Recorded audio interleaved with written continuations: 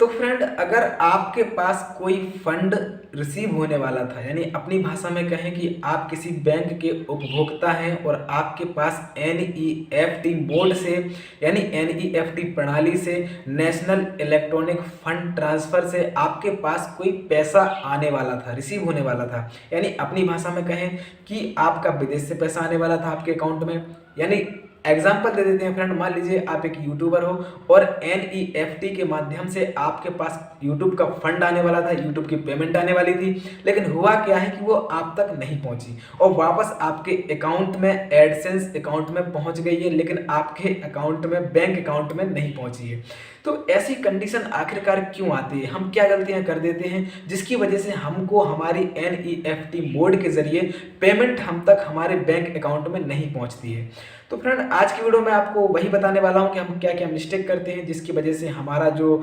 NEFT mode है वो affected होता है और हमारी अर्निंग या हमारी पेमेंट, हमारा पैसा, हमारा फंड हम तक नहीं पहुंच पाता है। वीडियो बहुत ज़्यादा हेल्पफुल होने वाली है, इसलिए मेरे आपसे छोटी सी गुजारिश है, आपको अपने चैनल को सब्सक्राइब कर लेना है और वीडियो को लाइक कर लेना है। चलिए फ्रेंड्स, शुरू करते हैं। पहला पॉइंट आता है फ्रेंड हमारा आईएफएससी कोड। आईएफएससी कोड हर एक बैंक ब्रांच का होता है फ्रेंड, और उस पर्टिकुलर बैंक ब्रांच का आईएफएससी कोड आपकी पासबुक में भी लिखा होता है। लेकिन अगर हम आईएफएससी कोड वहां पे प्रॉपर फिल नहीं करेंगे, कोई भी डॉक्यूमेंट में कोई भी फिल, चाहे आप ऑनलाइन फिल कर रहे हो और चाहे आप ऑफलाइन फिल कर रहे हो, अगर आप आईएफएससी कोड में मिस्टेक कर दोगे फ्रेंड, तब भी आपकी जो पेमेंट है वो पूरी तरीके से वापस रिफ्लेक्ट हो जाएगी, जहां से वो आ रही थी आप तक नहीं पहुंचेगी। दूसरा पॉइंट आता है फ्रेंड हमारा स्विफ्ट कोड। अब ये स्विफ्ट कोड क्या है भाई, और इसका कब इस्तेमाल किया जाता है? फ्रेंड, स्विफ्ट कोड का मतलब होता है कि जब भी कोई भी आप विदेशी मुद्रा का स्थानांतरण अपने देश में करते हो, यानी कोई भी बाहरी पेमेंट को आप अपने देश में लाते हो, अपने बैंक अकाउंट में लाते हो,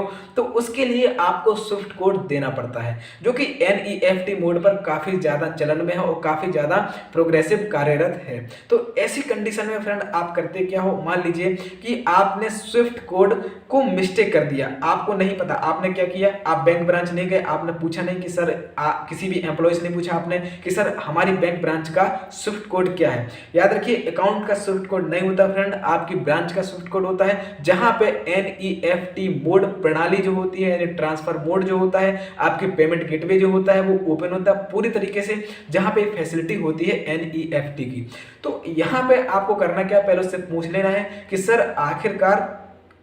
हमारा स्विफ्ट कोड क्या है इस ब्रांच का। अब वो पूछेगा स्विफ्ट कोड भाई किस लिए चाहिए आपको, तो क्या बता सकते हो फ्रेंड आप लोग कि मेरी पेमेंट वहां से आनी है। जैसे बहुत से यूट्यूबर होते हैं, वो पूछते हैं, बैंक ब्रांच जाते हैं कि सर मेरा स्विफ्ट कोड बता दीजिए और मेरी यूट्यूब से पेमेंट आने वाली है, तो आपको वो स्विफ्ट कोड लिख कर दे देते हैं उस पर्टिकुलर बैंक ब्रांच का। लेकिन अगर मैं कहूँ, बहुत से लोग बहुत समझदार होते हैं, वो कहते हैं यार बैंक जाने की क्या जरूरत है भाई, इंटरनेट पर सर्च करो, गूगल पर सर्च करो, सब मिल जाता है। तो उन्होंने क्या किया फ्रेंड, अपने गूगल पर सर्च करेंगे वो, और वहां पे पर्टिकुलर उस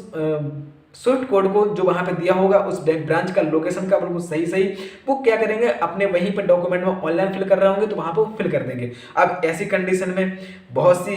गलतियां ये हो जाती हैं कि भाई बैंक ब्रांच का स्विफ्ट कोड जो होता है वो पूरी तरीके से चेंजेबल होता है, यानी कभी भी चेंज हो सकता है और कभी भी वो लोग बदल सकते हैं। तो हम लोग करते क्या, हो सकता है कि भाई आप किसी पुरानी वेबसाइट से आप देख लिए हो और उसके बाद वहां पर उसका फिल कर दिए हो, अब वहां पे आपकी जो पेमेंट है, जो फंड आपको पहुंचना था, वो स्विफ्ट कोड की वजह से आप तक नहीं पहुंच पाया है। तो स्विफ्ट कोड अपने आप में बहुत ज़्यादा इंपॉर्टेंट है, बहुत ज़्यादा आप लोगों के लिए जरूरी है कि अगर आप अपनी कोई भी विदेशी पेमेंट को अपने अकाउंट में एनईएफटी मोड के जरिए ट्रांसफर करना चाहते हो, तो स्विफ्ट कोड का आपको विशेष रूप से ध्यान करना होगा। तो फ्रेंड, ये तो था दूसरा पॉइंट जो कि कंप्लीट हो चुका है। अब आते हैं तीसरे पॉइंट पर। तीसरा पॉइंट कुछ खास नहीं है मेरे दोस्त। तीसरे पॉइंट में आपको याद क्या रखना है, जैसे मान लीजिए भाई कि आपका जो डिटेल है, बैंक डिटेल है, आपका नाम, आपका एड्रेस, आपका अकाउंट नंबर, ये दो तीन चीजें हैं, ये आप अच्छे से याद रखिए। आप जब भी कोई फॉर्म फिल करो ऑनलाइन तरीके से, तो आप अच्छे से चेक कर लीजिए मेरा खाता कौन सा है भाई, सेविंग अकाउंट है, करंट अकाउंट है या फिर डोरमेंट अकाउंट है, कौन सा अकाउंट आप प्रेजेंट में इस्तेमाल कर रहे हो, वो भी आपको वहां पर मेंशन करना पड़ सकता है। तो ऐसी कंडीशन में आपको जब भी आप यहाँ पे अपनी कोई भी पेमेंट अपने पास ट्रांसफर करो, अपने पास रिसीव करो, तो ऐसी कंडीशन में आपको बहुत ज्यादा इंपॉर्टेंट है ये बात याद रखना कि मेरी जो बैंक की डिटेल है वो प्रॉपर फिल्ड है कि नहीं है, प्रॉपर करेक्ट है कि नहीं है। कोई भी डॉक्यूमेंट हो, चाहे ऑफलाइन फिल करिए चाहे ऑनलाइन फिल करिए, मैं आप लोगों को फिर बताता हूं फ्रेंड कि आपको आपकी पर्सनल डिटेल बार बार चेक करनी चाहिए, कम से कम 2 बार तो चेक करनी ही चाहिए। ऐसा ना हो कि आप कुछ गलत कर दो और गलती से कहीं और आप ट्रांसफर कर दो। यानी कह सकते हो कि अगर आप ऑफलाइन करोगे तो चांसेस होते हैं कि मिल जाएगा आपको आपका पैसा वापस, लेकिन अगर आप ऑनलाइन ट्रांसफर कर दोगे फ्रेंड तो बहुत ज्यादा दिक्कत होती है पैसा आप तक पहुंचने में दोबारा से। तो मैं आशा करता हूं कि आज की वीडियो आपको पसंद आएगी, वीडियो अच्छी लगी हो तो चैनल सब्सक्राइब कर लीजिए और वीडियो को लाइक कर लीजिए। मिलते हैं अगली वीडियो के साथ, तब तक के लिए ख्याल रखिए अपना, स्वस्थ रहिए, मस्त रहिए।